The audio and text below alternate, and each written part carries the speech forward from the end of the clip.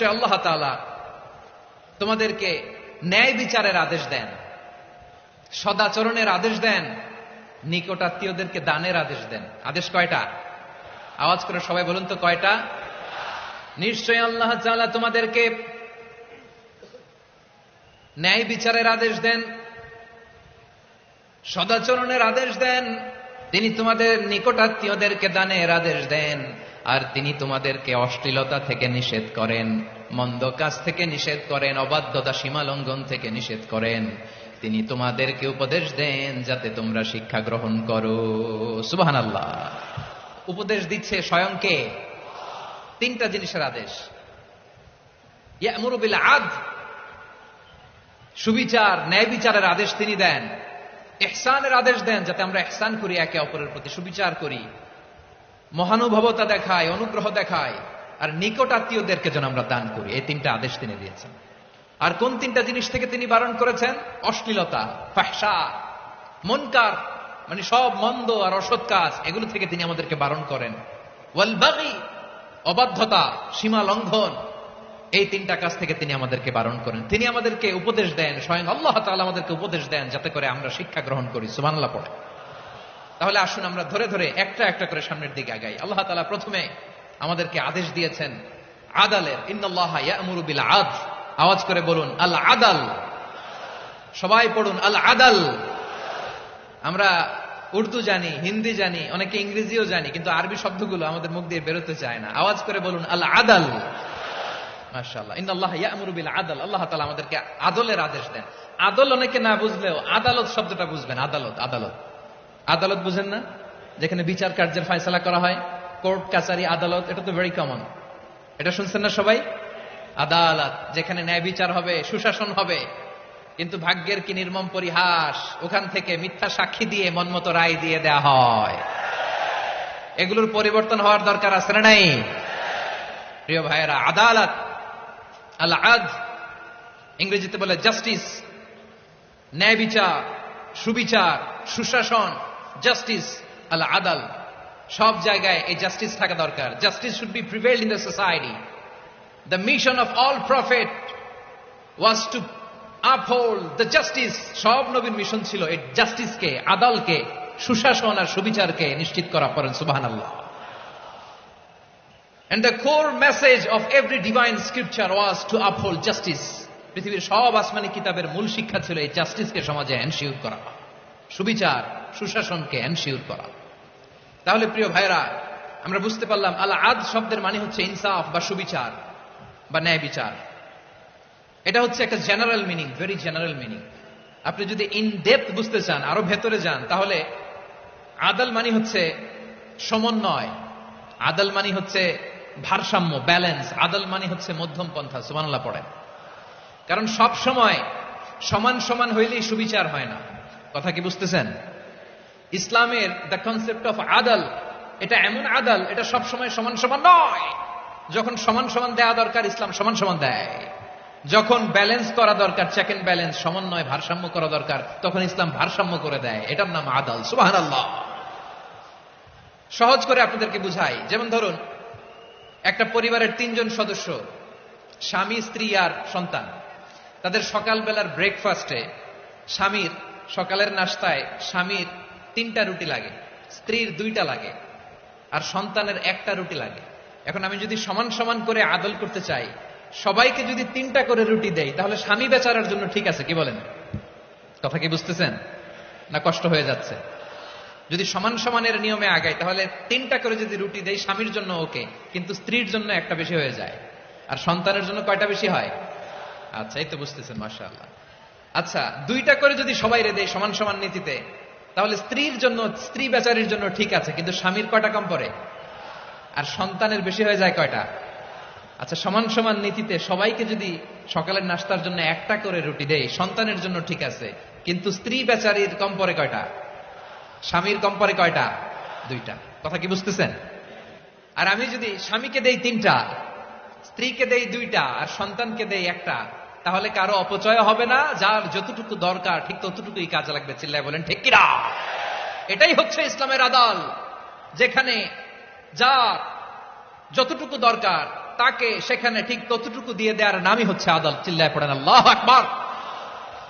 রব্বুল আলামিন বলেন, ইউসিকুমুল্লাহু ফি আওলাদিকুম লিযযাকারি মিসলু হাযযিল উনসায়াইন। আল্লাহ তোমাদেরকে ওসিয়ত করেন, তোমাদেরকে আদেশ দেন, উত্তরাধিকার সম্পদ যখন বন্টন হবে, ছেলেরা যতটুকু পাবে, মেয়ে পাবে তার অর্ধেক। সুবহানাল্লাহ বলেন। দেখেন, ছেলে যদ্দূর, মেয়ে অর্ধেক, ছেলে ডবল পাবে। আপাত দৃষ্টিতে মনে হয় এখানে অবিচার হয়েছে, কিন্তু আসলে কি অবিচার হয়েছে? আপনি বিয়ের ক্ষেত্রে যান, ওইখানে আবার ছেলে মোহরানা দেয়, মেয়ে সেখানে মোহরানা পায়। তাহলে চেক এন্ড ব্যালেন্স, ভারসাম্য, ব্যালেন্স, মধ্যম পন্থা এখানে আছে না নাই? এটাই হচ্ছে ইসলামের আদল। আল্লাহ তাআলা এই আদলের আদেশ দিয়েছেন, সুবিচার, ন্যায় বিচার, সুশাসন এবং ভারসাম্যের আদেশ দিয়েছেন। প্রিয় ভাইরা, একটি শান্তিময় সমাজ, একটা সমৃদ্ধ সমাজ, একটা মানবিক সমাজ যদি আমরা পেতে চাই, এই আয়াতের মধ্যে যতগুলো পয়েন্ট আছে সবগুলোর বাস্তবায়ন লাগবে। কথা বুঝতে পেরেছেন? বলেন, আওয়াজ করে বলেন, আমরা একটা শান্তির সমাজ চাই কি চাই না? আমরা একটা সমৃদ্ধ বাংলাদেশ চাই কি চাই না? আমরা একটা মানবিক বাংলাদেশ চাই কি চাই না? এই আয়াতে আল্লাহ তাআলা একটা মানবিক সমাজের রূপরেখা টেনেছেন। তার প্রথম কথা হচ্ছে, ইন্নাল্লাহা ইয়ামুরু বিল আদল। আল্লাহ তাআলা তোমাদেরকে আদলের নির্দেশনা দেয়, সুবিচার, সুশাসনের নির্দেশনা দেয়। যে সমাজে আদল থাকে না, সেই সমাজে জুলুম মানুষের ঘাড়ে চেপে বসে। আদলের বিপরীত হচ্ছে জুলুম। আদলের বিপরীত কি? জুলুম বা জাওর, অত্যাচার, অবিচার, বৈষম্য। এই যে বৈষম্য বিরোধী ছাত্র আন্দোলন কেমন পড়ছে? এই যে একজন সমন্বয়ক তো দেখা করলো আমার সাথে। জুলুম মানে হচ্ছে বৈষম্য। বৈষম্যের স্থান ইসলামে নাই, অবিচারের স্থান ইসলামে নাই, জুলুমের স্থান ইসলামে নাই। আল্লাহ তাআলা বলেন যে আমি জুলুমকে নিজের জন্য হারাম করেছি এবং তোমাদের জন্য হারাম করেছি। বিশ্বনবী ফরমান, আল্লাহ তাআলা বলেন হাদিসে কুদসিতে, ইয়া ইবাদি ইন্নী হারামতুয যুলমা আলা নাফসি ওয়া জাআলতুহু বাইনাকুম মুহাররামান ফালা তাযালামু। আমার গোলামেরা শোনো, নিশ্চয় আমি আল্লাহ তাআলা জুলুমকে আমি আমার উপরে হারাম করেছি, অনুরূপভাবে জুলুম করাকে তোমাদের উপরেও হারাম করেছি। ফলে ফালা তাযালামু, তোমরা একে অপরের সাথে জুলুম করো না। খবরদার, জুলুমের সাথে আমাদের কোনো সম্পর্ক নাই। আল্লাহ তাআলা আদলের আদেশ দিয়েছেন, আদালতের আদেশ দিয়েছেন, সুশাসনের, ন্যায় বিচারের আদেশ দিয়েছেন। ইন্নাল্লাহা ইয়ামুরু বিল আদল, আমাদেরকে আদল প্রতিষ্ঠা করতে হবে। জুলুমের সাথে ইসলামের কোনো সম্পর্ক নাই। আল্লাহ তাআলা জালিমদের জন্য কঠিন শাস্তি প্রস্তুত করে রেখেছেন। যারা এই আদলকে ভুলুণ্ঠিত করে জুলুমের রাস্তায় হাঁটতে চায়, তাদের প্রাপ্য কিয়ামতের ময়দানে বুঝিয়ে দিবে কে? আল্লাহ তাআলা তাদের প্রাপ্যকে বুঝিয়ে দিবেন। এজন্য বিশ্বনবী বলে, খবরদার, তোমরা ইনসাফ করবে, আদল করবে, জুলুম করবে না।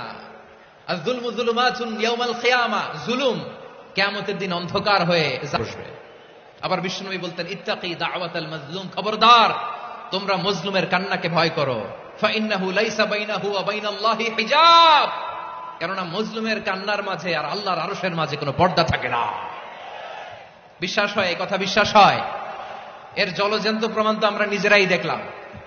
হ্যাঁ, মজলুমের কান্না ফুলে ফেপে মহিরুহ হয়ে, পাহাড়ের মতো হয়ে, বিস্ফোরিত হয়ে জালিমের মসনদকে ছারখার করে দিয়েছে। এর প্রমাণ তো আমরা নিজেরাই তো দেখলাম। জালিমের পরিণতি কি হয় আমরা জীবদ্দশাই তো দেখলাম। এমনও কোন জুলুম নাই যে হয় নাই, ঠিক কিনা বলেন? আহারে জুলুম, আহারে জুলুম। রিসেন্টলি আয়নাঘরের কিছু ছবি প্রকাশিত হয়েছে সোশ্যাল মিডিয়ায়, দেখেছেন আপনারা? হ্যাঁ, ছোট্ট একটা জায়গা, স্বাধীন মানুষকে প্রাণীর মতো, পাখির মতো খাঁচায় বন্দী করে রেখেছে। কখন দিন কখন রাত কিচ্ছু জানে না, কখন দিন কখন রাত কিছু জানে না। বছরের পর বছর কেটে গিয়েছে। এক্সট্রা জুডিশিয়াল কিলিং এর কোনো হিসাব নাই, বিচার বহির্ভূত হত্যা, এনফোর্স ডিসঅ্যাপিয়ারেন্স, গুম, যেটা সবচাইতে বড় মানবতা বিরোধী অপরাধ। কত মানুষ যে গুম হয়েছে তার কোনো ইয়ত্তা নাই। যেই ফ্যামিলির সদস্য গুম হয়েছে, তারা কি ওই লোকটার জন্য মাগফিরাতের দোয়া করবে নাকি সুস্বাস্থ্যের দোয়া করবে তারা নিজেরাও জানতো না, কারণ জানে না ও বেঁচে আছে না মরে গেছে। আহা, বিডিআর নওজওয়ানদের যারা ছাড়া পেল দেখলাম, বিনা অপরাধে, কোন অন্যায় ছাড়া, অপরাধ ছাড়া তাদের জীবন থেকে, তাদের তারুণ্যের, তাদের যৌবনের 15 বছর, 16 বছর, 17 বছর নাই, 6 মাস বয়সের ছোট বাচ্চাকে রেখে জেলে গেছে। 6 মাসের মেয়ে বেরোয় দেখে মেয়ের বয়স 17 বছর। মেয়ে বাবারে চিনে না, বাবা মেয়েরে চিনে না। মেয়েকে এখন বিয়ে দিয়ে আরেক ছেলের হাতে তুলে দিবে। মেয়ের শৈশব বাবা দেখে নাই, মেয়ের কৈশোর বাবা দেখে নাই, মেয়ের তারুণ্য দেখে নাই। আরেক যুবককে দেখলাম 14 বছরের 14 দিনের সংসার, 2 সপ্তাহের সংসার শেষে জেলে গেছে। কত যুবকের যে স্ত্রী চলে গিয়েছে ফ্যামিলি ছেড়ে, কারণ জানে না তো কবে আসবে, কি হবে, কেউ জানতো না। দাম্পত্য জীবনের মাত্র 14 দিনের স্মৃতি, এই স্মৃতিকে আঁকড়ে ধরে এক বোন 16টা বছর 17টা বছর কাটিয়ে দিয়েছে। আমি নিউজটা দেখে ভাবলাম, আমার এই বোনের প্রতিটি দিন কিভাবে কেটেছে, প্রতিটি রাত কিভাবে কেটেছে, প্রতিটি ক্ষণ কিভাবে কেটেছে। বিশ্বনবী বলেছেন, ইত্তাকি দাওয়াতাল মাজলুম ফাইন্না লাইসা বাইনাহু ওয়া বাইনাল্লাহি হিজাব। মাজলুমের কান্নাকে ভয় করো, কারণ মাজলুমের কান্না আর আল্লাহর মাঝে কোনো পর্দা থাকে না। আমরা আর এরকম কোন জুলুম বাংলাদেশে দেখতে চাই না, জোরে বলেন ঠিক কিনা? আর কেউ নতুন করে জালিম হোক আপনারা চান? আবার নতুন করে কেউ ফ্যাসিস্ট হোক আপনারা চান? এক দল আরেক দলকে নিশ্চিহ্ন করার রাজনীতিতে মেতে উঠুক, এটা আপনারা চান? আমরা বাংলাদেশকে আদল দিয়ে সাজাতে চাই। আমরা এই 56,000 বর্গ মাইলের প্রতিটা ইঞ্চি মাটিকে কোরআনের আইন দিয়ে সাজাতে চাই। রাজি আছেন আপনারা? কারা কারা রাজি দেখান হাত তুলে আল্লাহকে।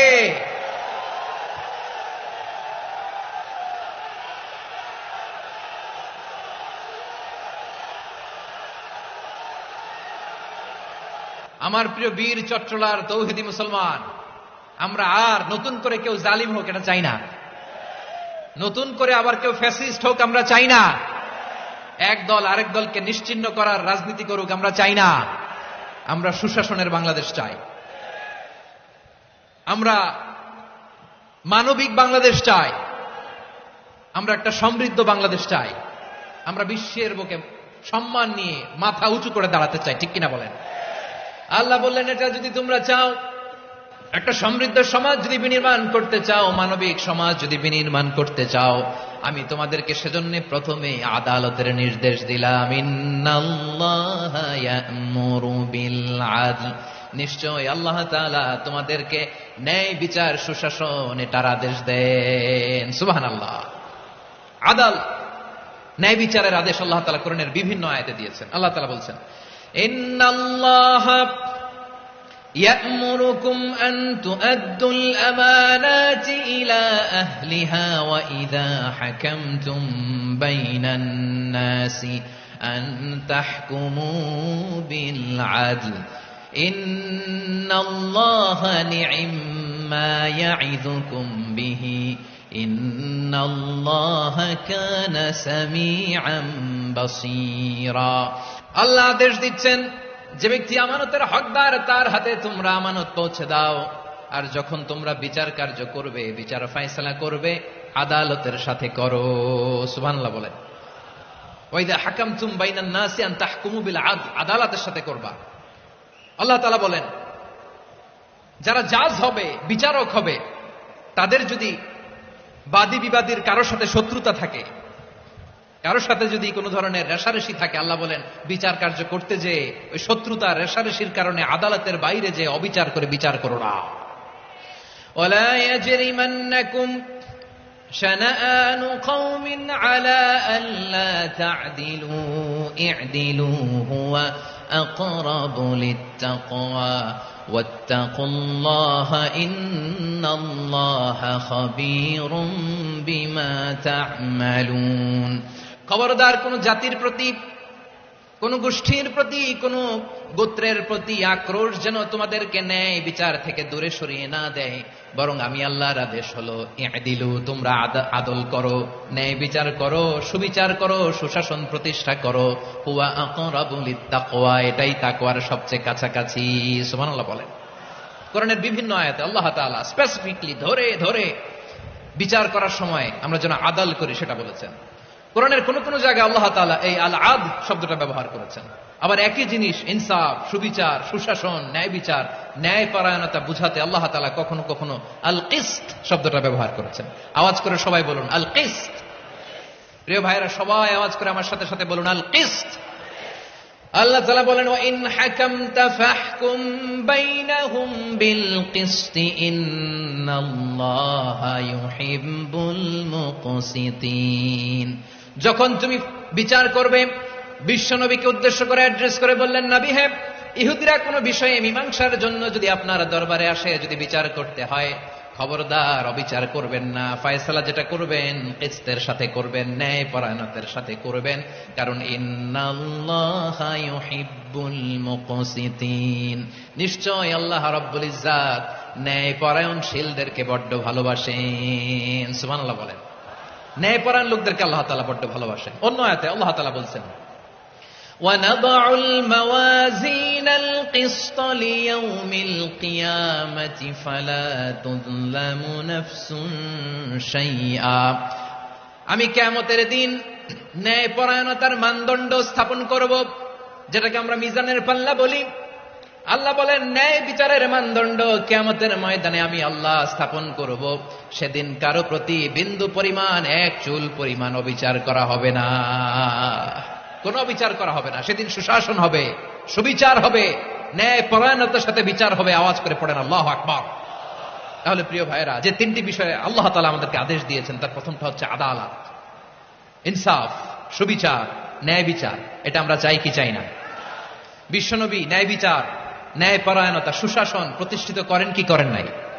আপনারা বিশ্বনবীর সিরাত যারা পড়েছেন, আপনি দেখবেন বিশ্বনবীর সিরাতের পরতে পরতে, বাকে বাকে, সিরাতের বাকে বাকে এই আদালতের নমুনা মেলে। সুবহানাল্লাহ বলেন। ছোট্ট একটা নমুনা রাসূল সাল্লাল্লাহু আলাইহি ওয়াসাল্লামের আসিরা আল আতরা থেকে ছোট্ট একটা নমুনা আপনাদের খেদমতে এখানে উপস্থাপন করি। বিশ্বনবী সাল্লাল্লাহু আলাইহি ওয়াসাল্লাম মক্কা বিজয় করলেন ৮ম হিজরিতে। মক্কা বিজয় শেষে তিনি কয়েক সপ্তাহ মক্কাতে অবস্থান করলেন। ইন দ্য মিন টাইম মক্কার একটা ভেরি প্রেস্টিজিয়াস এন্ড ডিগনিফাইড ফ্যামিলির নারী চুরিতে ধরা পড়ল। কিসে ধরা পড়ল? সবাই বলেন কিসে? আমাদের সমাজে আসেনি এটা? আছে? ছোট না বড়? হ্যাঁ, হিসাব করে শেষ করা যায় না। ৩.৫ লাখ কোটি টাকা নাই উন্নয়ন প্রকল্পের নামে। উন্নয়ন প্রকল্পের নামে ৩.৫ লাখ কোটি টাকা নাই। ৩.৫ লাখ কোটি টাকা লিখতে পারবেন আপনি? একটানা লিখতে পারবেন? বুঝতেছেন কত বড় সংখ্যা? বনু মাখজুমিয়া গোত্রের এক নারী মক্কায় চুরিতে ধরা পড়ল। বলেন তো চুরি করলে বিধান কি? কি কাটতে হবে? চুরির বিধান হলো হাত কেটে দাও। তাও সেটা গোপনে নয়, প্রকাশ্যে জনসম্মুখে হাত কেটে দাও। বনু মাখজুমিয়া গোত্রের নারী যখন চুরিতে ধরা পড়ল, সাহাবারা চিন্তায় পড়ে গেলেন। সবে মাত্র মক্কার লোকেরা কালিমা পড়ে মুসলমান হয়েছে, ইসলামের আইন কানুন তেমন জানে না, ইসলামী শরিয়ার সাথে বেশি পরিচিত নয়।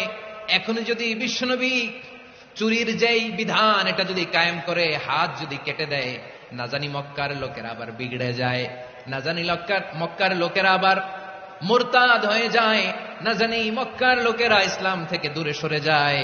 চলো চলো সাহাবীরা মিলে পরামর্শ করলেন, চলো বিশ্বনবীর কাছে যে বলি, ও নবী, শুধু কেবলমাত্র একমাত্র এই নারীর জন্য চুরির হাত কাটার বিধানটা আপনি একটু থামিয়ে দেন।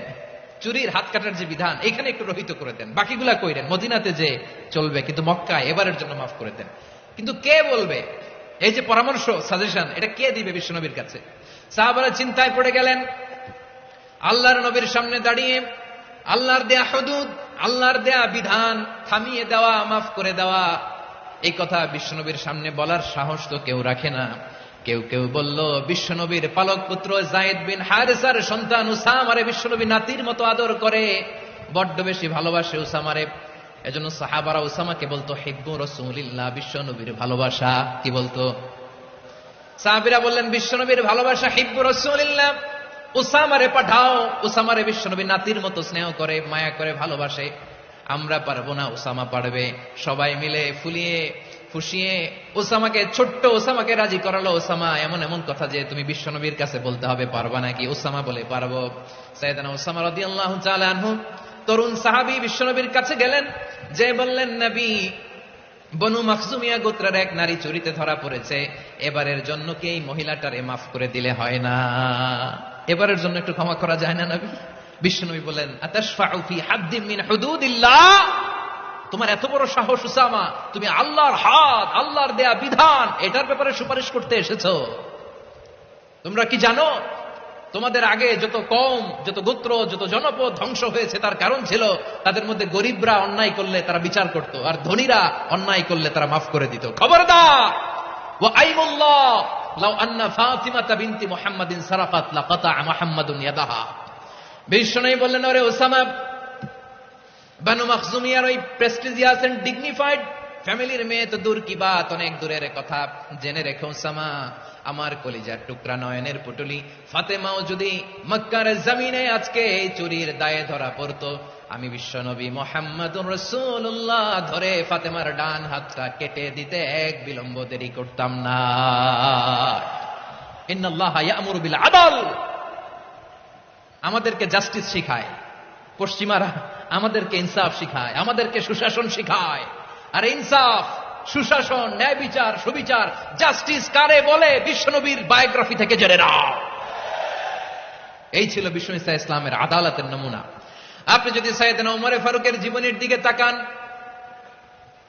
এমন কঠোর, এমন বীর সেনানী ছিলেন। সাইয়েদনা ওমর ফারুক যদি রাস্তার এই মাথা দিয়ে হাঁটা শুরু করতেন, শয়তান ওমর ফারুককে দেখলে ওই রাস্তা রেখে দিয়ে অন্য রাস্তা দিয়ে হাঁটতো। সুবহানাল্লাহ। ওমর ফারুক রাদিয়াল্লাহু তাআলা আনহু কি পার্সোনালিটি ছিল, কি পার্সোনালিটি। আমাদের এলাকায় ছোট বাচ্চারা রাতে ভাত খেতে চায় না, আমার মেয়েটাও খেতে চায় না। এই এটা দিব, ওইটা দিব, আজকে মাহফিলে আসার সময় বলে দিছে লিস্ট করে এটা এটা আনতে হবে। তো ছোট্ট বাচ্চাদের অনেক বায়না থাকে, ওরা রাতে খেতে চায় না। তো মায়েরা বিভিন্ন ভয় দেখায়, এই বাঘ আসবে, বাঘ আসবে খাও, এই ভূত আসবে, ভূত আসবে খাও। আপনারা কি বলেন চট্টগ্রামে? কি আসবে? হ্যাঁ, ভূত, ভূত, ভূত আসবে, বাঘ আসবে, খাও খাও খাও, তাড়াতাড়ি খাও। তো বাচ্চারা এগুলো শুনে ভয়ে খেতে শুরু করে। মদিনার জমিনেও একই ঘটনা ঘটতো। মদিনার ছোট্ট ছোট্ট সোনামণিরা খেতে চাইতো না। তো মায়েরা বলতো, হা হুয়া ইয়াতি উমর, হা হুয়া ইয়াতি উমর, ওই যে উমর আসতেছে, উমর। ওমরে ফারুকের কথা শুনলেই বাচ্চারা একেবারে ঠান্ডা। সুবহানাল্লাহ পড়বেন না? প্রভু তুমি বলেছ রাসূল দেবে না, বলনি দেবে না ওমর, বলনি দেবে না হামজা তারিক, খালিদ বিজয় সমর। প্রভু তুমি বলেছ রাসূল দেবে না, বলনি দেবে না ওমর, বলনি দেবে না হামজা তারিক, খালিদ বিজয় সমর। প্রভু তুমি বলেছ রাসূল দেবে না। আল্লাহু আকবার। ওমর ফারুক রাদিয়াল্লাহু তাআলা আনহু, ওনার কথা শুনলে গায়ের মধ্যে গুজবাম হয়, গায়ের পশমগুলো দাঁড়িয়ে যায়। সুবহানাল্লাহ বলেন। কি পার্সোনালিটি ছিল, কি ব্যক্তিত্ব ছিল। মুনাফিকরা ওমর ফারুককে জমের মতো ভয় পেতেন। শয়তান, ভূত শয়তান এই রাস্তা দিয়ে আসলে শয়তান অন্য রাস্তা দিয়ে হাঁটতো। ওমর ফারুক রাদিয়াল্লাহু তাআলা আনহুর জীবনে যদি দেখেন, তাহলে সেখানে আপনি আদালতের, ইনসাফের, সুশাসনের, জাস্টিসের নমুনা দেখতে পাবেন। কয়টা শুনবেন? সাইয়েদনা ওমর ফারুকের রাদিয়াল্লাহু তাআলা আনহুর সন্তান আব্দুর রহমান মিশরে মদ খেয়ে মদ্যপ অবস্থায় ধরা পড়েছে। মদ খাওয়ার কারণে, মদ যদি কেউ পান করে আর যদি প্রমাণিত হয়, তার বিচার হলো 80 বেত। আওয়াজ করে বলেন কয় বেত? বাংলাদেশেও তো এই আইন আছে নাকি? বাংলাদেশে আছে? হ্যাঁ, মদ খাইলে 80 বেত, এই আইন বাংলাদেশে চালু হোক। আমরা চাই কি চাই না? চাই সবাই। এজন্যই তো ইসলাম ভাল লাগে না। ইসলামকে ভাল লাগে না। ইসলামকে আউট করে রাখতে পারলেই তো এরকম বড় বড় বোতল খাওয়া যায়। একেবারে সহজ, পানির মতো সহজ, হিসাব একেবারে সহজ। ওমর ফারুক রাদিয়াল্লাহু তাআলা আনহুর ছেলে ভুল করে মদ পান করে ফেলেছিলেন। আব্দুর রহমান, ঘটনা ঘটেছে মিশরে। মিশরের গভর্নর তখন আমর ইবনে আস রাদিয়াল্লাহু তাআলা আনহু। আব্দুর রহমানের ভাই যে গভর্নরকে বলল, গভর্নর যদি একটু দয়া করেন, খলিফার ছেলে আমার ভাই আব্দুর রহমান মদ্যপ অবস্থায় ধরা পড়েছে, জনসম্মুখে যদি আপনি বেত্রাঘাত করেন আমাদের প্রেস্টিজ থাকে না। যদি 80 বেত আপনি মারেন আমার কোনো কথা নাই, কিন্তু ঘরের ভেতরে মারেন। আব্দুর রহমানের ভাইয়ের সুপারিশ শুনে সাইয়েদনা আমর ইবনে আস রাদিয়াল্লাহু তাআলা আনহু রাজি হয়ে গেলেন। ঘরের ভেতরে লোকচক্ষুর আড়ালে 80 বেত তিনি মানলেন। কিন্তু ঘটনাক্রমে এই কথা লুকিয়ে লুকিয়ে ঘরের ভেতরে 80 বেত মারার কথা সাইয়েদনা ওমর ফারুক মদিনা থেকে জানতে পারলেন। মদিনা থেকে তিনি ফরমান জারি করলেন, এই বিচার যেমনটি আমর ইবনে আস আদায় করেছে এটা প্রকৃতপক্ষে আদায় হয় নাই। আসো সবাই মদিনায় আসো। আমর ইবনে আস মদিনায় আসো। আব্দুর রহমান আসো, সবাই আসো, জনসম্মুখে এই বিচার কার্যকর করতে হবে। সাইয়েদনা ওমরে ফারুক মসজিদে নববীর পিলারের মধ্যে নিজের ছেলেকে বাঁধলেন, আবার জনসম্মুখে 80টা বেত তার গায়ের মধ্যে মারলেন। মাজমুয়ে ফাতাওয়া ইবনে তাইমিয়া রাহিমাহুল্লাহ উনি এটা নকল করেছেন। এটা সবচেয়ে বিশুদ্ধ মত। আর অনেক মত আছে, মারা গেছে কবরের উপর, ওগুলো বাদই দিলাম। কেমন খালিফা ছিলেন, কেমন খালিফা! পশ্চিমারা তোমরা জাস্টিস আমাদেরকে শেখাও, ইনসাফ কারে বলে সুশাসন আমাদেরকে তোমরা শিখাও। ওমরে ফারুক রাদিয়াল্লাহু তাআলা আনহু ওই বিচারকে তিনি ধর্তব্য মনে করেন নাই। মদিনাতে এনে আবার জনসম্মুখে আবার 80 বেত মেরেছেন। মিশরে ওমরে ফারুক রাদিয়াল্লাহু তাআলা আনহু আমর ইবনুল আসকে গভর্নর করে পাঠালেন। সেখানে আমর ইবনুল আসের ছেলে একটা প্রতিযোগিতায় রানার আপ হয়েছে। এক মিশরি সেখানে চ্যাম্পিয়ন হয়েছে। রানার আপ বুঝতে পেরেছেন তো? রানার আপ সেকেন্ড হয়েছে, এক মিশরি হয়েছে চ্যাম্পিয়ন প্রথম। কিন্তু গভর্নরের ছেলে ও জিততে পারে নাই। ও রাগে ওই মিশরির গায়ের মধ্যে কয়েকটা লাঠি দিয়ে বাড়ি মেরেছে। মিশরি যে মদিনাতে ওমরে ফারুকের কাছে বিচার দিলেন, আপনার গভর্নরের ছেলে অন্যায়ভাবে আমার গায়ে হাত তুলেছে। সাইয়েদনা ওমরে ফারুক আবার ফরমান জারি করলেন, আসো মদিনাতে আসো। মিশরীকে ডাকলেন। ওই মিশরের গভর্নর আমর ইবনুল আস রাদিয়াল্লাহু তাআলা আনহুকে ডাকলেন, তার ছেলেকেও ডাকলেন। সবাই বসে রইল। আমর ইবনুল আস রাদিয়াল্লাহু তাআলা আনহু মাথা নিচু করে বসে আছেন, লজ্জায় কাচুমাচু। হায় হায়, আজকে আমার ছেলের কারণে আমিরুল মুমিনিন খলিফাতুল মুসলিমিন ওমরে ফারুকের কাছে আমি জনসম্মুখে লজ্জিত হচ্ছি। সাইয়েদনা ওমরে ফারুক বললেন, এই নাও লাঠি। গভর্নরের ছেলে তোমার মাথার মধ্যে যতগুলো বাড়ি মেরেছে, আজকে জনসম্মুখে তুমি অতগুলা বাড়ি মারো। মিশরি বলে, থাক, আপনি যে ডেকে আনছেন সবার সামনে এটা বলছেন, এতেই আমি খুশি। আল্লাহু আকবার!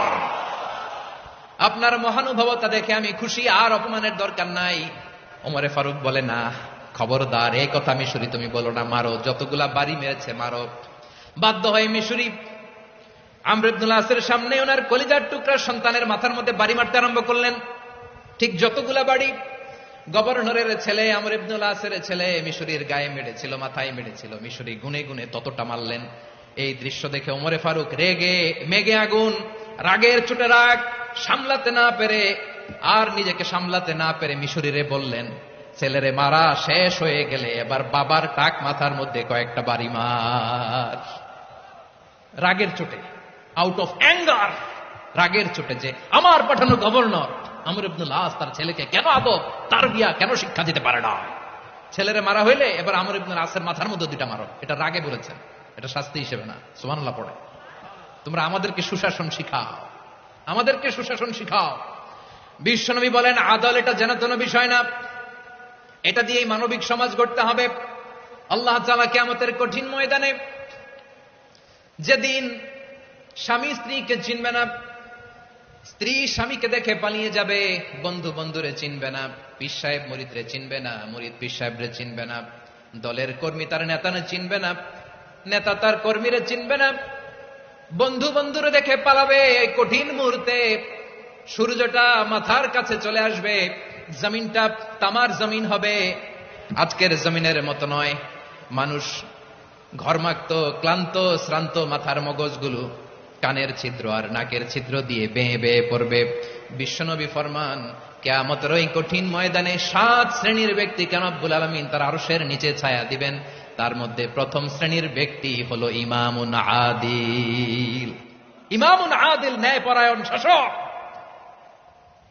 যে ইনসাফের সাথে বিচার করে, যে জাস্টিস সমাজে সার্ভ করে, যে সুশাসন নিশ্চিত করে, ওই ইমামুন আদিল। আদিল শব্দটা বুঝছেন না? ইন্নাল্লাহা ইয়া'মুরু বিল আদল, পাইছেন?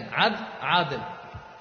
7 শ্রেণীর ব্যক্তিকে আল্লাহ তাআলা সুশীতল আরশের নিচে ছায়া দিবেন, যেদিন তার দেয়া ছায়া ছাড়া কোনো ছায়া থাকবে না।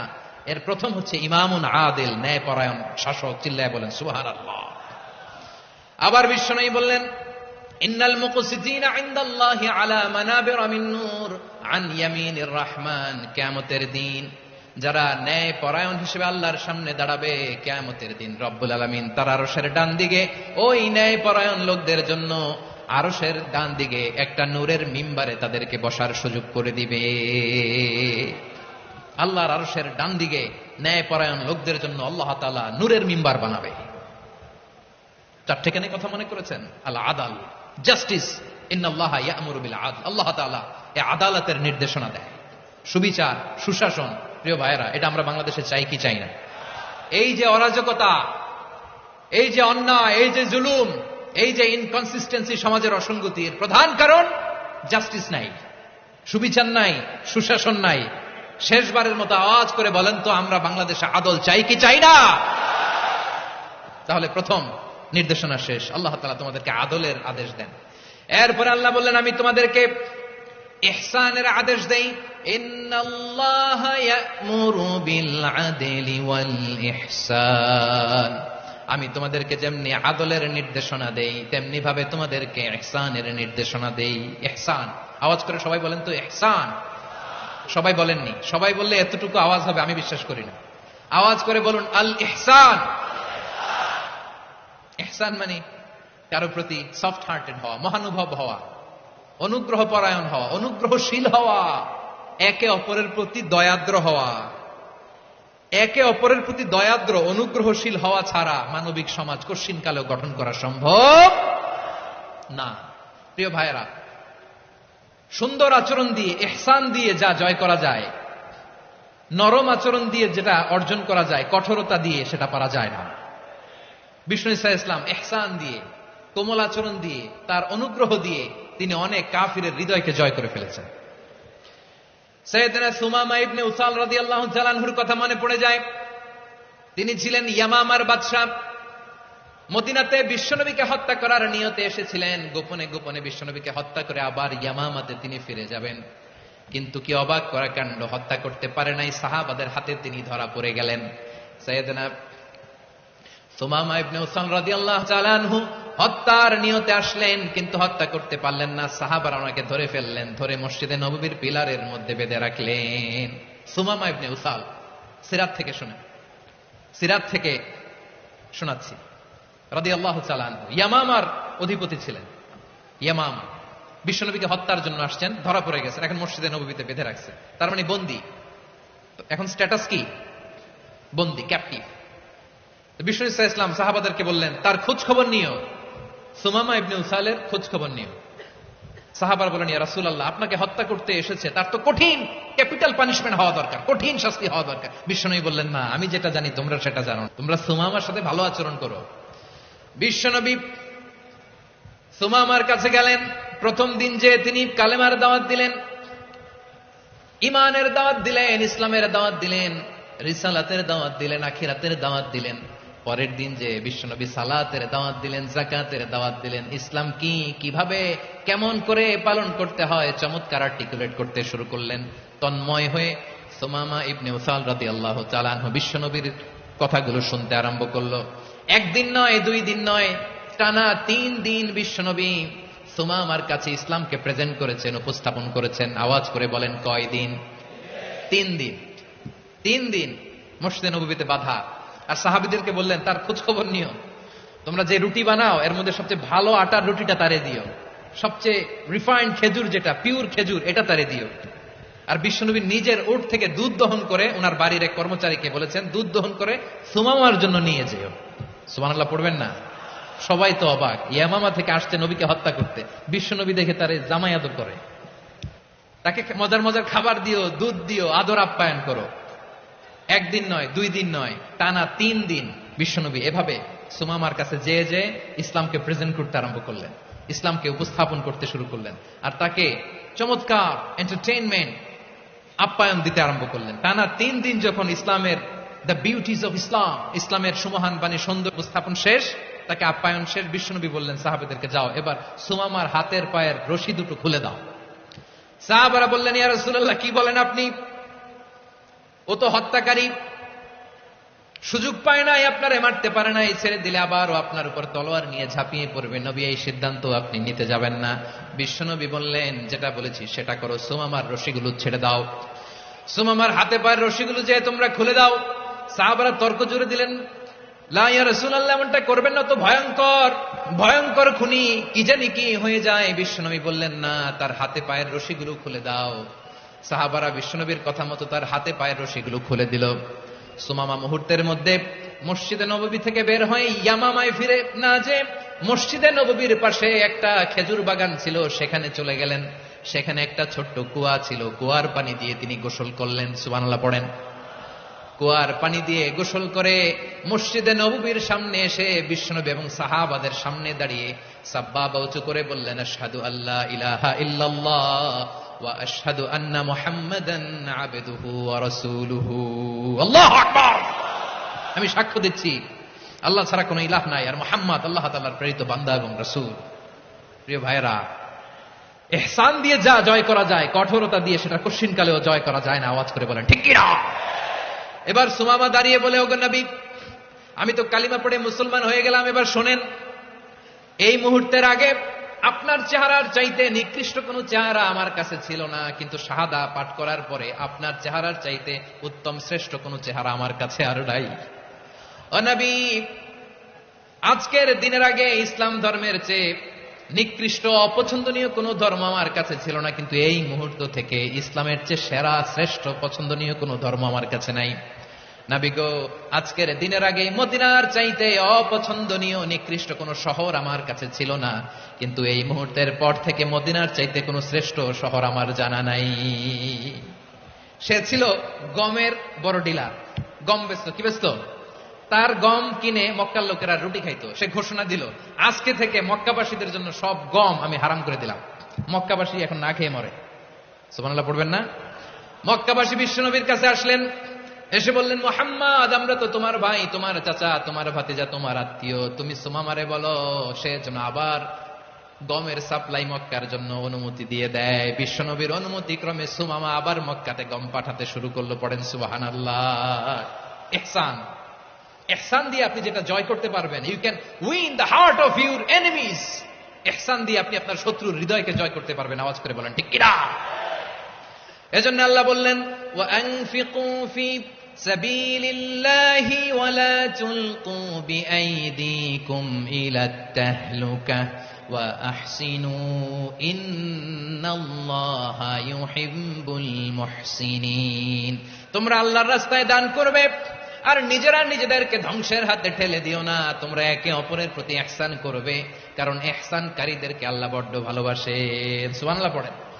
আবার সূরা রহমানে আল্লাহ বললেন, হাল জাযাউল ইহসানি ইল্লাল ইহসান ফাবিআইয়ি আলা, সবাই পড়েন, ফাবিআইয়ি আলাই রাব্বিকুমা তুকাযযিবান। ইহসানের প্রতিদান হিসেবে ইহসানই হয়। বিশ্বনবী সুমামার প্রতি যেমন ইহসান করেছেন, সুমামাও ঠিক তেমন ইহসান ফিরিয়ে দিয়েছে। ঠিক কিনা বলেন? তাহলে এক নম্বরে হচ্ছে আদ, ন্যায় বিচার। দুই নম্বরে সবাই বলেন ইহসান, সদাচরণ। ইহসান দুই ধরনের প্রিয় ভাইরা, ইহসান ফিল ইবাদা, ইহসান ফিল মুআমালা।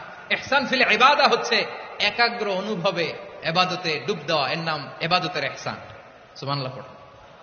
বিশ্বনবী বলেন ইহসান মানে কি জানো নাকি? হাদিসে জিবরিলে সাইয়েদনা জিবরিল আলাইহিস সালাম বিশ্বনবীকে বললেন, আখবিরনি আনিল ইহসান। নবী আমাদেরকে বলেন ইহসান মানে কি?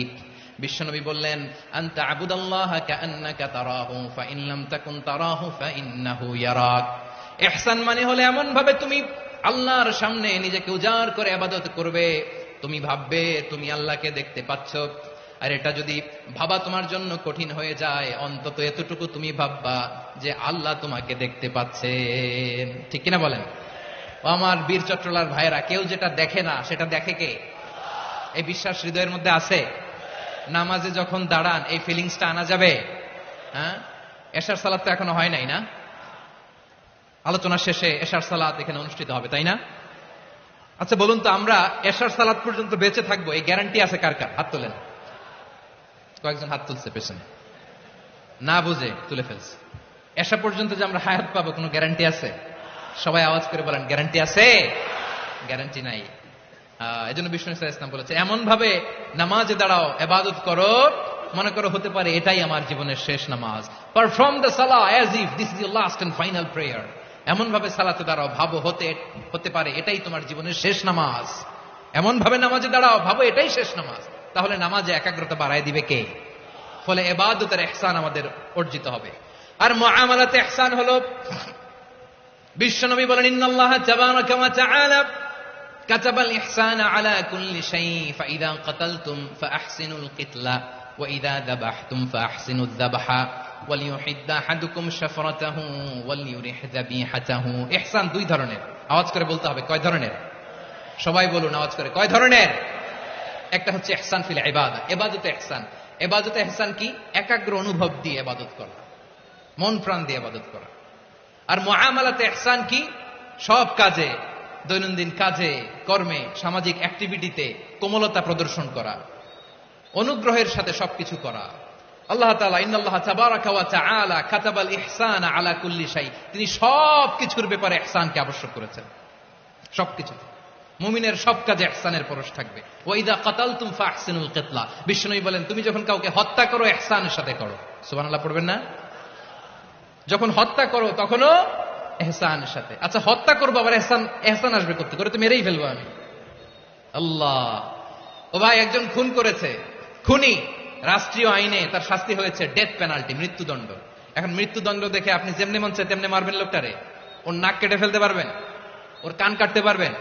ওর চোখ উপড়ে ফেলতে পারবেন আপনি? যেমন মন চায় তার অঙ্গহানি করা যাবে না।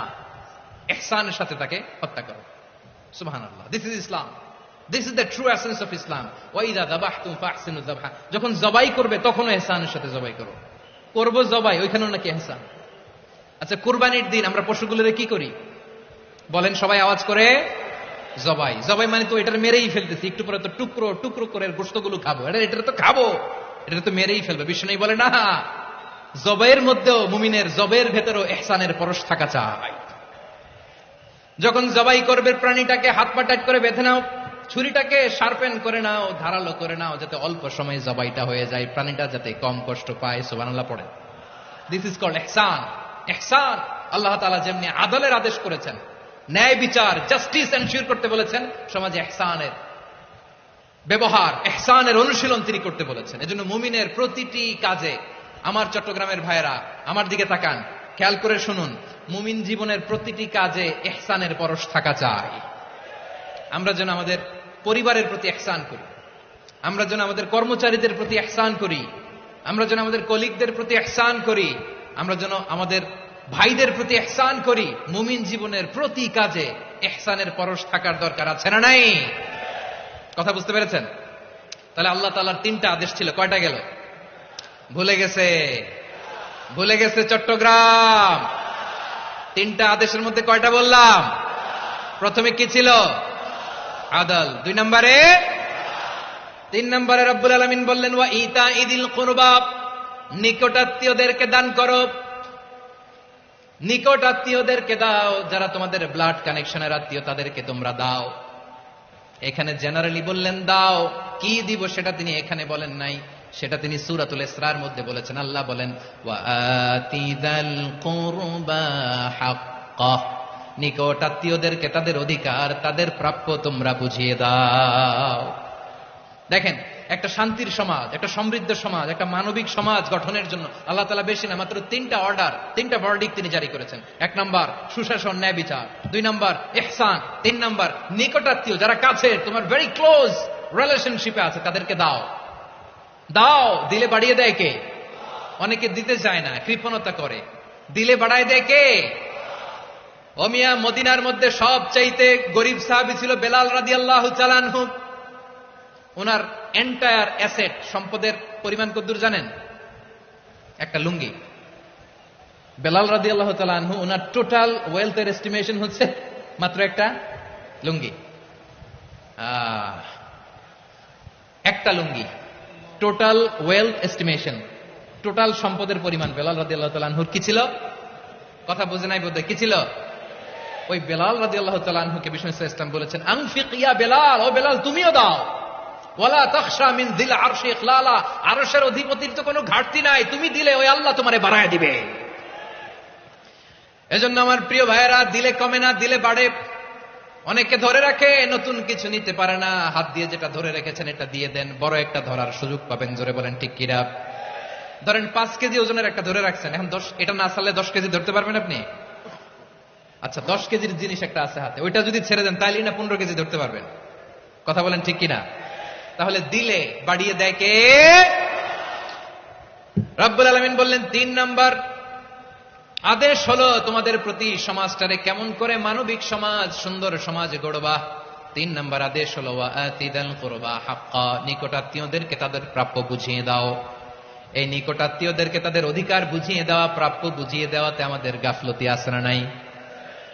চট্টগ্রামে নাই? মাশাআল্লাহ আছে, আছে। অনেকে দেখবেন অনেক আল্লাহওয়ালা তাহাজ্জুদ গুজার, সেজদা দিতে দিতে কপালে কালো দাগ ফেলে দিছে, সে তার বোনের হকটা আদায় করে নাই। আছে না নাই? হ্যাঁ, এখানেও আছে। সর্বনাশ। অনেক বড় হাজী সাহেব, বিশাল লম্বা দাড়ি, ছেলেরে সব দিয়ে দিছে, মেয়েরে কিছু দেয় নাই, মেয়ের হক আদায় করে নাই। আছে না নাই? এই হাজী সাহেবেরা, এই আল্লাহওয়ালারা কিয়ামতের ময়দানে আটকে যাবে। আপনি অন্যের অধিকার নষ্ট করেছেন, তাদের রাইটস কে ভায়োলেট করেছেন। এজন্য আল্লাহ তাআলা বলেন, কারো অধিকার যদি কেউ নষ্ট করে, ওই সমাজটা মানবিক সমাজ কঠিনকালেও হতে পারে না। এজন্য ৩ নম্বর আল্লাহ বললেন ওয়া ইতাইদিল কুরবা, নিকটাত্মীয়দেরকে দাও। কি দিবা? তাদের অধিকার দিয়ে দাও। বোনের অধিকার বুঝিয়ে দাও, মেয়ের অধিকার বুঝিয়ে দাও, ফুফুর অধিকার বুঝিয়ে দাও। দেখবেন অনেক মায়েরা ছেলের পাতে মুরগির রান দেয়, মেয়ের পাতে দেয় মুরগির ঠ্যাং। এরকম আছে না নাই? ছেলেরা কি দেয়? মুরগির। মেয়ের পাতে কি দেয়? তো মেয়ের কি মুরগির রান খেতে মনে চায় না? মনে চায় না? এমনটা করা যাবে না। নিকটাত্মীয়দেরকে অধিকার দিয়ে দাও, নিকটাত্মীয়ের সাথে সুসম্পর্ক রাখো। আদেশটা কার? এজন্য প্রিয় ভাইয়েরা, জীবনে যদি বারাকা অর্জন করতে চান, নিকটাত্মীয়দের সাথে সুসম্পর্ক রাখতে হবে, তাদের জন্য উপহার পাঠাতে হবে। বিশ্বনবী বলেন লা ইয়াদখুলুল জান্নাতা কাতে, যে ব্যক্তি আত্মীয়তার সম্পর্ককে ছিন্ন করে দেয়, সে কঠিন কালেও আল্লাহর জান্নাতে ঢুকবে না। আপনি কি এটারে সহজ হাদিস মনে করছেন? এটা সহজ কথা? আপনি ভাবছেন আপনার নামাজ আপনারে বাঁচাতে পারবে, আপনার রোজা বাঁচাতে পারবে, আপনার তাহাজ্জুদ আপনারে বাঁচাতে পারবে? অধিকার নষ্ট করলে কিছুই আপনারে বাঁচাতে পারবে না। এজন্য নিকট আত্মীয়দেরকে দিতে হবে বেশি বেশি। বিশ্বনবী বলেন ইন্না সাদাকাতা আলাল মিসকিনি সাদাকা ওয়া আলা যির রাহিমি ইসনাতান সাদাকাতুন ওয়া সিলা। মিসকিনরে দান করলে শুধু দানের সওয়াব হয়, নিকটাত্মীয়কে দান করলে 2টার সওয়াব হয়, সাদাকার সওয়াব হয়, আবার আত্মীয়তার বন্ধন অটুট রাখার সওয়াব হয়ে যায়। আবার বিশ্বনবী বললেন মান সাররাহু আইয়ুবসাতা লাহু ফি রিজকিহি ওয়া ইউনসা লাহু ফি আসারিহি ফালইয়াসিল রাহিমা। যে ব্যক্তি তার রিজিকের প্রশস্ততা চায় আর হায়াতে বরকত চায়, সে যেন তার আত্মীয়ের সাথে সুসম্পর্ক রাখে। আমার প্রিয় চট্টলার ভাইয়েরা, আমাদের রিজিক বাড়ুক, এটা আমরা চাই কি চাই না? সবাই চান? হ্যাঁ, আমাদের রিজিকে প্রশস্ততা আসুক, চাই কি চাই না? আমাদের হায়াতে বরকত আসুক, আমরা চাই কি চাই না? এই 2টা যদি চান, তাহলে নিকটাত্মীয়দের সাথে সুসম্পর্ক রাখবেন। পারবেন? তাহলে সমাজটারে মানবিক সমাজ বানায় দিবে কে? 3টা আদেশ চলে গেল। কয়টা? আওয়াজ করে বলেন। 1 নম্বরে কি ছিল? 2 নম্বরে, 3 নম্বরে নিকটাত্মীয়দেরকে দান। আপনাদের কি আরো শোনার আগ্রহ আছে? আপনাদের মনোযোগ আছে না গেছে? কষ্ট হচ্ছে না?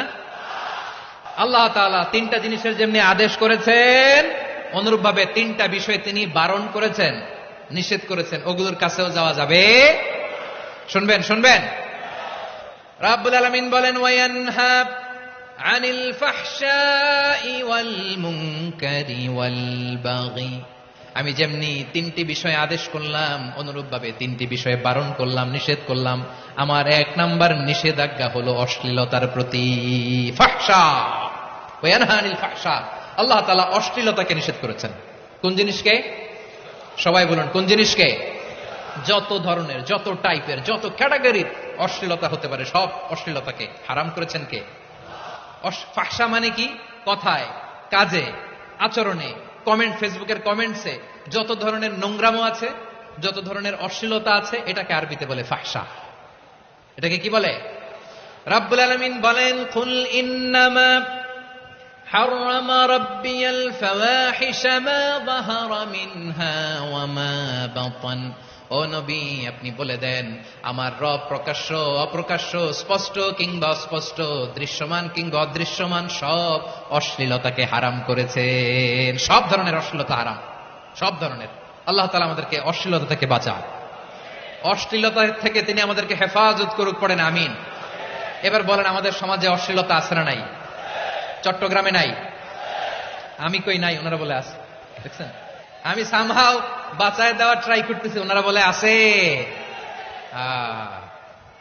অশ্লীলতা নানা ভাবে, নানা নামে, নানা মোড়কে আমাদের সমাজে আছে না নাই? সংস্কৃতির নামে, ফ্যাশনের নামে, বিনোদনের নামে, উপন্যাসের নামে, কনসার্টের নামে অশ্লীলতা আছে না নাই? আপনি দেখেছেন কনসার্টগুলোর অবস্থা? এই যে আতিফ আসলাম যে আসছে আমাদের দেশে, তারপর কে কে আসছে, আমাদের তরুণ তরুণীরা, আমাদের যুবক যুবতীরা, আমাদের জেনজিরা, কি অবস্থা ওইখানে? হ্যাঁ, কি অবস্থা? কে বাঁচাবে ওদের? কে রক্ষা করবে ওদের ইমানের, ওদের চরিত্রের হেফাজতের গ্যারান্টি কে দিবে? কনসার্টের নামে অশ্লীলতা আছে না নাই? ছেলে মেয়ে একে অপরকে জড়ায় ধরতেছে, একে অপরকে চুমু খাচ্ছে প্রকাশ্যে, দিবালোকে, গণমানুষের সামনে। আল্লাহ তাআলা এই অশ্লীলতা থেকে আমাদেরকে বেঁচে থাকতে বলেছেন, বেঁচে থাকতে বলেছেন। রূপালী জগতের নামে অশ্লীলতা আছে না নাই? এই টার্মটা আপনারা জানেন না? রূপালী জগৎ কি জগৎ? আসলে কি রূপালী জগৎ না অন্ধকার জগৎ? আমার বোনেরা, আপনাদেরকে যে কি বলে তারা বুঝায়, রূপালী জগৎ শুনেই আপনি ভরকে যাবেন না। রূপালী জগতে যে নারী যত বেশি উলঙ্গ, সে নাকি তত বেশি সাহসী। জানেন, বলে এটা একটা সাহসী নারী, খুব সাহসী পদক্ষেপ তার। যত বেশি শরীর থেকে কাপড় নামাতে পারবে, যত বেশি বস্ত্রহীন হয়ে নিজেকে প্রেজেন্ট করতে পারবে, সে নাকি তত বেশি সাহসী। আমার চট্টলার ভাইয়েরা, শয়তানের প্রথমে এজেন্ডা ছিল বনি আদমকে বস্ত্রহীন করা। সে আদম এবং হাওয়া আলাইহিস সালামকে নিষিদ্ধ গাছের ফল খাইয়ে তাদেরকে বস্ত্রহীন করেছে। এই জামিনেও সে আমাদেরকে বস্ত্রহীন করতে চাইবে। এই রূপালী জগতের নামে তারা এটা করে। আমার প্রিয় বোনেরা, আপনি জানেন না আপনার দাম কত। ওরা আপনাদেরকে বিজ্ঞাপনের সস্তা পনাতে চায়। ওরা আপনাদেরকে ওদের ভোগের লিপসার টুলস বানাতে চায়। ওরা আপনাদেরকে দিয়ে ওদের খায়েশ পূরণ করতে চায়। এটা আপনাদের জন্য মোটেও ডিগনিটি নয়, এটা আপনাদের জন্য সম্মান নয়। আপনার সম্মান শালীনতায়, আপনার সম্মান হেজাবে, আপনার সম্মান ভদ্রতায়, আপনার সম্মান আপনার ডিসেন্ট পোশাকে। পোশাক বলে দেয় এই নারীটা ভদ্র না অভদ্র। পোশাক বলে দেয় এই মেয়েটা কোন ঘরের মেয়ে। আওয়াজ করে বলেন ঠিক কিনা? আপনি জানেন না, আপনারা এই সস্তা পণ্য বানায়, ভোগের পণ্য, বিলবোর্ডে আপনাকে উলঙ্গ করে উপস্থাপন করে। এই অশ্লীলতার সাথে ইসলামের কোন সম্পর্ক। এজন্য আল্লাহ বলেন, আমি অশ্লীলতাকে হারাম করেছি। অশ্লীলতাকে হারাম করার প্রথম কারণ হলো এর মাধ্যমে মানবতাকে অপমানিত করা হয়। কারণ মানুষের সম্মান মানুষের পোশাকে। মানুষ যখন পোশাকহীন হয়ে যায়, বস্ত্রহীন হয়ে যায়, তার সম্মান কমে যায়, ঠিক কিনা? অশ্লীলতাকে হারাম করার প্রথম কারণ হচ্ছে মানুষ মানুষকে অপমান করে। একটা নারী, সে তো সম্মানিত, নারী যে কত সম্মানিত নারীর এটা বুঝেই নাই। বিশ্বনবী বলেন, আর দুনিয়া কুল্লুহা মাতা ওয়া খায়রু মাতা'আদ দুনিয়া আল মারআতুস সালিহা। আমার বোনেরা, 5টা প্যান্ডেলে আপনারা এলইডিতে আমার আলোচনা শুনছেন, আমি জানি। আপনাদের এই গর্ভ যে কত দামি আপনি জানেন না। আপনার পেট থেকেই আসবে আগামী দিনের সালাহুদ্দিন আল আইয়ুবী। আপনার পেট থেকেই আসবে অনাগত দিনের ইমাম মাহদী আল মুনতাজার। আপনার পেট থেকেই আসবে অনাগত দিনের ফয়সাল, ওয়াসিম, মুগ্ধ, আবু সাইদের মতো বীর যোদ্ধা।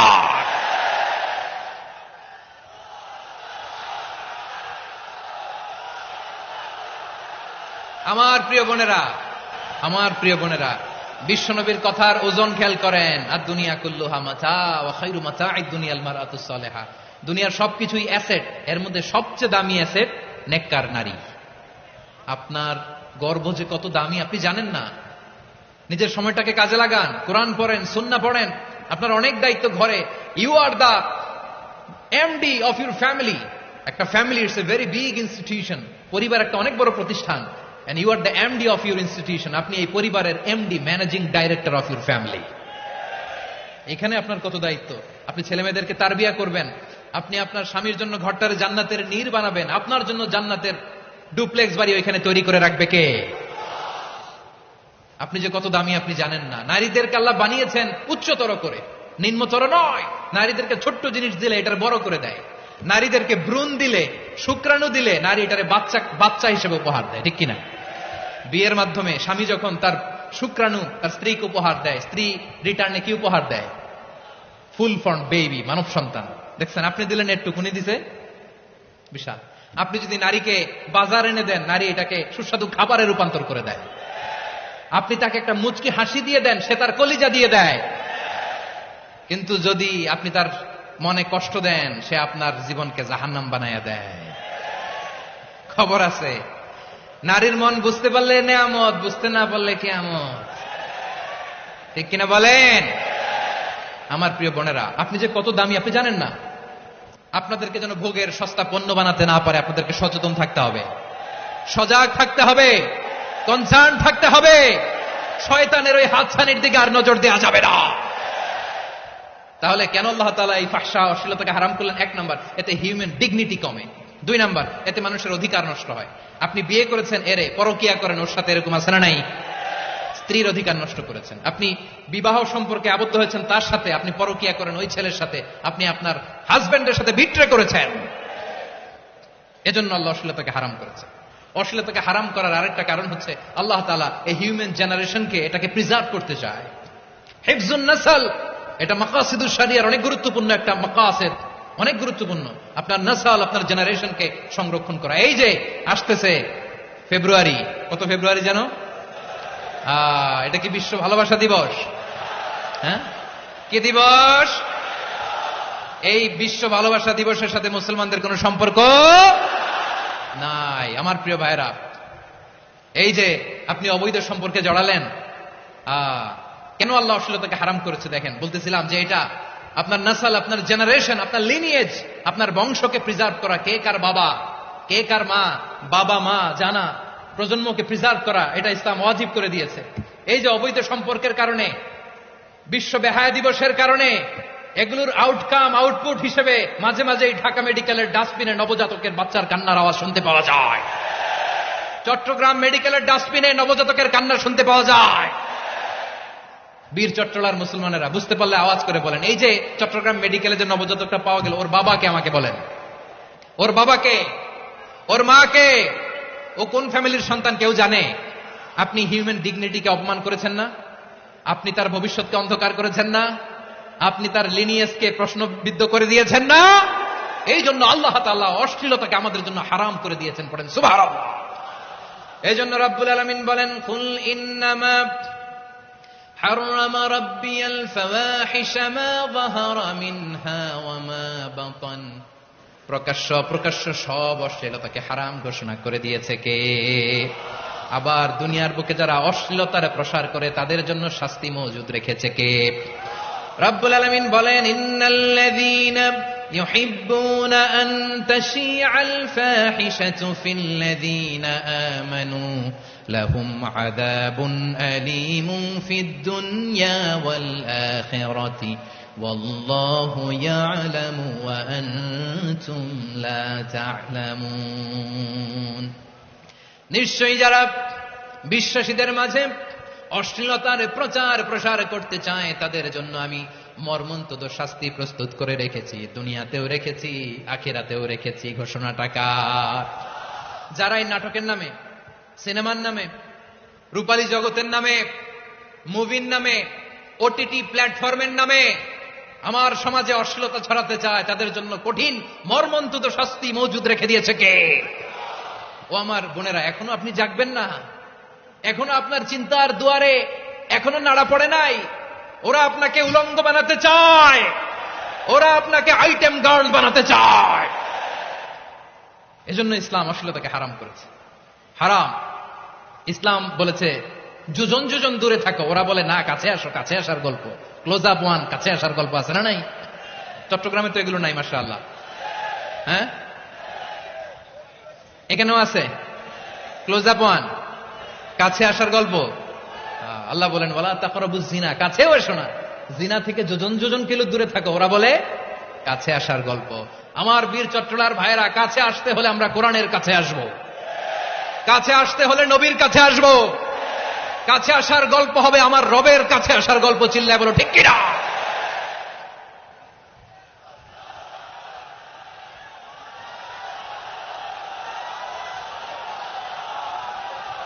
বসুন আমার ভাইয়েরা, তাহলে অশ্লীলতার সাথে আমাদের কোনো সম্পর্ক? সবাই বলতে পারেননি, আওয়াজ করে বলুন, অশ্লীলতার সাথে আমাদের কোনো সম্পর্ক? আমরা এই সমস্ত ক্লোজ আপ ওয়ান, কাছে আসার গল্পের প্রোগ্রামে যাব? আমরা কোন ধরনের অশ্লীল কন্টেন্ট সোশ্যাল মিডিয়ায়, টিভিতে দেখব? রব্বুল আলামিন বলেন ওয়ায়ানহা আনিল ফাহশাই ওয়াল মুনকারি ওয়াল বাগি, তিনটা জিনিসকে আমি নিষিদ্ধ করলাম। এক নাম্বার হলো ফাহশা, অশ্লীলতা। দুই নম্বরে হলো মুনকারের সমস্ত মন্দ কাজ। আপনাদের মনোযোগ আছে না? শেষ করে দিব? আর 2-1 মিনিট শুনবেন? আচ্ছা বলি তাহলে, আরো 2-1 মিনিট। তাহলে নিষেধাজ্ঞা জারি করেছেন তিনটা জিনিসের উপর। এক নাম্বার কি? ফাহশা, অশ্লীলতা। দুই নাম্বার মুনকার, মানে হচ্ছে যত মন্দ কাজ, খারাপ কাজ, বাজে কাজ, এটার বলে মুনকার। এটার কি বলে? আপনারা পড়ছেন না, তা'মুরুনা বিল মা'রুফি ওয়া তানহাউনা আনিল মুনকার। ভালো কাজের আদেশ, সৎ কাজের আদেশ, অসৎ কাজের নিষেধ। মুনকার, মুনকার হচ্ছে মানুষের স্বাভাবিক বিবেকবোধ যেটাকে খারাপ বলে, ওইটাই মুনকার। পৃথিবীর সব আসমানি গ্রন্থ যেটাকে খারাপ বলেছে, মানুষের স্বাভাবিক বিবেকবোধ যেটাকে খারাপ বলেছে, এগুলো সব মুনকার। যেমন ইফটিজিং, এটা কি ভালো না খারাপ? মজুদদারি, খাদ্যে ভেজাল দেওয়া, ওজনে কম দেওয়া, মাছে ফরমালিন মিশানো, চাঁদাবাজি, টেন্ডারবাজি, দখলবাজি, এগুলো আমাদের স্বাভাবিক বিবেকেই বলে এগুলো খারাপ, এগুলো হচ্ছে মুনকার। আল্লাহ তাআলা এই মুনকার থেকে আমাদেরকে বেঁচে থাকতে বলেন, আর শয়তান এই মুনকারের প্রতি আমাদেরকে উদ্বুদ্ধ করে। আল্লাহ তাআলা বললেন ইয়া আইয়ুহাল্লাযীনা আমানু লা তাত্তাবিউ খুতুওয়াতিশ শাইতান ওয়া মান ইয়াত্তাবি' খুতুওয়াতিশ শাইতানি ফাইন্নাহু ইয়া'মুরু বিল ফাহশাই ওয়াল মুনকার। আল্লাহ বললেন, আমার গোলামেরা শোনো শোনো, ও আমার বিশ্বাসী বান্দারা খবরদার, তোমরা কশিনকালেও শয়তানের পদাঙ্ক অনুসরণ করবে না, কারণ শয়তান তোমাদেরকে অশ্লীলতা এবং মন্দ কাজের দিকে উদ্বুদ্ধ করে। আমাদের কাজ হচ্ছে শয়তান আমাদেরকে যেদিকে নিতে চায় আমরা তার উল্টা দিকে যাব, ঠিক কিনা বলে? শয়তান এই মন্দ কাজকে আমাদের কাছে বিউটিফাই করে, চাকচিক্যময় করে আমাদের সামনে উপস্থাপন করে। এজন্য আল্লাহ বলেন মুনকারকে থামাতে হবে, মুনকার প্রতিরোধ করতে হবে। মুনকার প্রতিরোধের দায়িত্ব শুধু আমাদের নাকি? শুধু আপনার খতিব সাহেবের, ইমাম সাহেবের, নাকি মুসলিম উম্মার সবার? আওয়াজ করে বলুন, মুনকার, অসৎ কাজ প্রতিরোধের দায়িত্ব কার? রাব্বুল আলামিন বলেন কুনতুম খায়রা উম্মাতিন উখরিজাত লিন-নাসি তা'মুরুনা বিল মা'রুফি ওয়া তানহাউনা আনিল মুনকার। তোমাদেরকে শ্রেষ্ঠ জাতি করে জমিনের মধ্যে আবির্ভূত করা হয়েছে, যাতে করে তোমরা জমিনের ভেতরে সৎ কাজের আদেশ করতে পারো আর অসৎ কাজের নিষেধ করতে পারো। উম্মা কুনতুম খায়রা, তাহলে গোটা উম্মার দায়িত্ব, এটা বুঝতে পারছেন তো? আচ্ছা, আরো নিচে আসেন।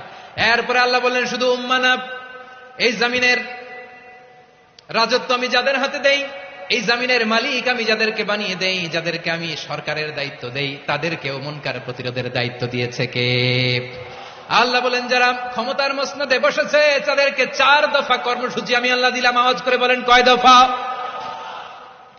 আল্লাহ বলেন আল্লাযীনা ইম্মাক্কান্নাহুম ফিল আরদি আকামুস সালাতা ওয়া আতাউয যাকাতা ওয়া আমারু বিল মা'রুফি ওয়া নাহাউ আনিল মুনকার ওয়ালিল্লাহি আকিবাতুল উমুর। যারা এই জমিনের উত্তরাধিকার হয়েছে তারা 4 দফা কর্মসূচি নিয়ে সামনে আগাবা। সালাত কায়েম করবা, যাকাত আদায় করবা, সৎ কাজের আদেশ দিবা, অসৎ কাজ থেকে মুনকার প্রতিরোধ করবা। আদেশটা কার? আমার প্রিয় চট্টলার ভাইরা, পুরো উম্মার দায়িত্ব মুনকার প্রতিরোধ করা, সরকার প্রধানের দায়িত্ব মুনকার প্রতিরোধ করা। এরপর আল্লাহ বলেন প্রতিটা ফ্যামিলির যিনি প্রধান, সিইও, বাবা, প্রত্যেক বাবারও দায়িত্ব এই মুনকার প্রতিরোধ করা। আওয়াজ করে বলেন ঠিক কিনা? যেমনটি সাইয়েদনা লুকমান আলাইহিস সালাম ওনার কলিজার টুকরা সন্তানকে আদেশ করেছেন, ইয়া বুনাইয়া আকিমিস সালাতা ওয়া'মুর বিল মা'রুফি ওয়ানহা আনিল মুনকার। পড়েন সুবহানাল্লাহ। বাবা ছেলেকে সবক দিচ্ছে। কে সবক দিচ্ছে? কাকে? লুকমান আলাইহিস সালাম ছেলেকে বলতেছে, ওরে আমার কলিজার টুকরা সন্তান, ওরে আমার বাছা, নামাজ কায়েম করবা, সৎ কাজের আদেশ দিবা, আর মুনকার প্রতিরোধ করবা, অসৎ কাজ, সমাজ থেকে খারাপ কাজকে ঝেঁটে বিদায় করে দিবা। তাহলে দেখেন আমি স্টেপ বাই স্টেপ নামলাম। পুরা উম্মার দায়িত্ব। জমিনের উত্তরাধিকারী আল্লাহ যাদেরকে বানিয়েছেন সরকার, তাদের দায়িত্ব, প্রতিটি ফ্যামিলির প্রধানের দায়িত্ব। এরপরে বিশ্বনবী বলেন সচেতন প্রতিটি মুসলিমের দায়িত্ব সমাজ থেকে মুনকারকে উৎখাত করা। বিশ্বনবী বলেছেন মান রাআ মিনকুম মুনকারান ফালিয়ুগাইয়িরহু বিয়াদিহি ফাইন লাম ইস্তাতি ফাবিলিসানিহি ওয়া ইন লাম ইস্তাতি ফাবিকলবিহি ওয়া যালিকা আযআফুল ঈমান। সমাজে যে মুনকার দেখবে, খারাপ কাজ দেখবে, সেজন্য হাত দিয়ে সেটাকে থামায়। কি দিয়ে? আপনাদের তো হাত নাই না? হাত আছে, হাত আছে। ওরা যেই হাত দিয়ে অন্যায় করে ওইটা প্রতিরোধের জন্য আমাদেরও হাত আছে না নাই? থামাতে হবে, থামাতে হবে।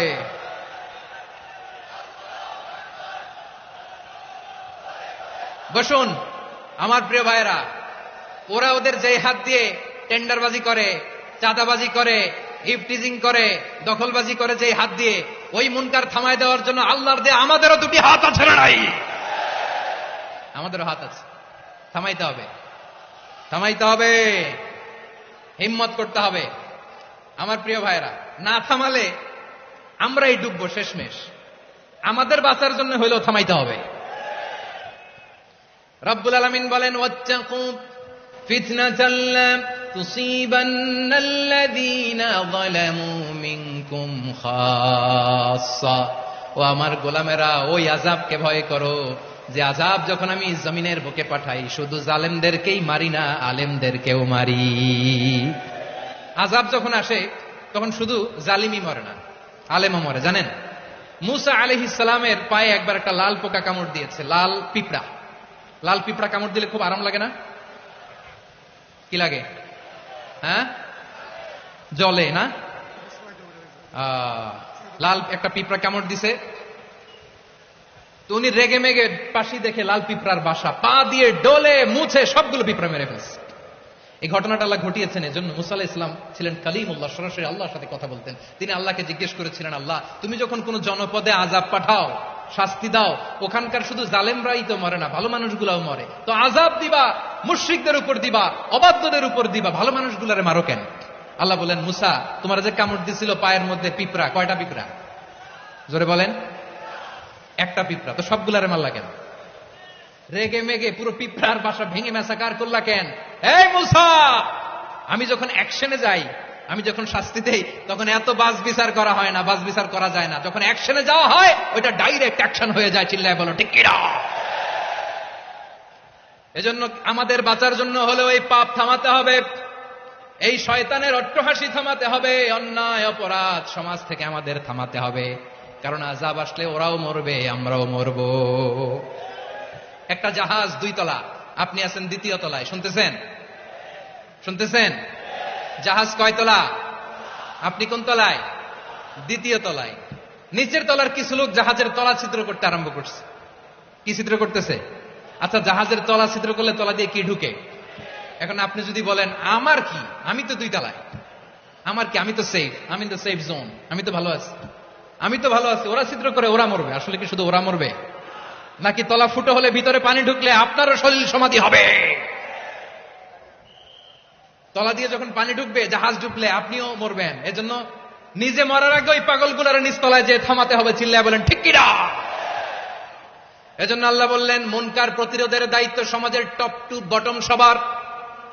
পুরো উম্মার দায়িত্ব, সরকার প্রধানের দায়িত্ব, প্রতিটি ফ্যামিলির প্রধান বাবার দায়িত্ব। বিশ্বনবী বললেন প্রতিটি সচেতন মুসলিমের দায়িত্ব। এজন্য মুনকার প্রতিরোধ করার দরকার আছে না নাই? সমাজে এই যে ইফটিজিং হয়, আপনার বোনের বয়সী একটা মেয়েকে কিছু বখাটে টিটকারি করে, এই বলে সেই বলে, নোংরা কথা বলে, রাস্তায় দেখেও আপনি পাশ দিয়ে না দেখার মতো চলে যান কেন? আপনি দাঁড়ান না কেন? আপনি দাঁড়ালেই তো থেমে যাবে, কারণ সত্যের যে শক্তি তার সামনে মিথ্যা মুখ থুবড়ে পড়ে। আপনার সামনে ও কিছুই না, নাথিং। আপনি দাঁড়ান, ওকে প্রশ্ন করেন যে আমার বোনকে তুমি ডিস্টার্ব করো কেন? আপনাকে দেখে আরো 5 জন দাঁড়াবে, 5 জনকে দেখে আরো 10 জন দাঁড়াবে। আমাদের নীরবতা আর আমাদের নিশ্চুপ থাকাই জালিমদেরকে আরো শক্তিশালী জালিম বানিয়েছে। এজন্য মুনকার প্রতিরোধের দায়িত্ব আমাদের সবার। টেন্ডারবাজি, চাঁদাবাজি, দুর্নীতি, অপরাধ, দখলদারিত্ব, মজুদদারি, এগুলো সব কিছু একসাথে প্রতিরোধ করতে হবে। ঠিক কিনা বলেন? একটা মানবিক সমাজ যদি চাই, প্রতিরোধ করতে হবে। প্রিয় ভাইয়েরা, আল্লাহে আল্লাহর শপথ নিয়ে বলি, এই নাসিহাত গুলো সবার জন্য, সব দলের জন্য, সব মতের মানুষের জন্য। আমরা কোন দলের প্রতি মানুষকে ডাকি না, আমরা ডাকি ইসলামের দিকে। সব দলের, সব মতের, সব মানুষদেরকে আমরা আহ্বান জানাই, আসুন আমরা একটা সুন্দর সমাজ বিনির্মাণ করি। এই যে নতুন বাংলাদেশের এক সুযোগ এসেছে, আর জীবনে হয়তো আসবে না, সামনের 100 বছরে এই সময় আসবে না। আসুন দেশটাকে আমরা সাজাই, আসুন আমরা দুর্নীতি বন্ধ করি, আসুন আমরা চাঁদাবাজি বন্ধ করি, আসুন আমরা দখলদারিত্ব বন্ধ করি, আসুন আমরা এক দল আরেক দলকে নিশ্চিহ্ন করার যে রাজনীতি, এটা বন্ধ করি। সব দলের প্রতি আমার আহ্বান। আমি কিছুদিন আগে একটা নিউজ দেখলাম, ওই যে লন্ডনে বসে জনাব তারেক রহমান সাহেবকে আমি ধন্যবাদ দিতে চাই, উনি সংবাদ শোনা মাত্রই ওনার দলের অনেক চাঁদাবাজকে উনি বহিষ্কার করেছে। I do appreciate. প্রতিটি দলের এরকম ইনিশিয়েটিভ নেওয়ার দরকার আছে না নাই? যে কোনো দলে এই প্র্যাকটিসটা থাকার দরকার আছে না নাই? চাঁদাবাজদের সাথে আপনারা নিজেদেরকে মুক্ত ঘোষণা করবেন যে এরা আমার দলের কর্মী হতে পারে না। আমরা চাঁদাবাজ মুক্ত বাংলাদেশ চাই, জুলুম মুক্ত বাংলাদেশ চাই, ফ্যাসিজম মুক্ত বাংলাদেশ চাই, গুণ খুন খারাপি মুক্ত বাংলাদেশ চাই। আমরা নতুন ভোরের বাংলাদেশ চাই। ওই বাংলাদেশ পাওয়ার জন্য মুনকার প্রতিরোধে, অন্যায় প্রতিরোধে যদি বাঘের বাচ্চার মতো, আবু সাইদের মতো 2 হাত উঁচু করে, বুককে টান টান করে প্রসারিত করে দাঁড়াতে হয়, রাজি আছো মুসলমান? কারা কারা রাজি? আল্লাহকে হাত দেখিয়ে প্রতিজ্ঞা করো।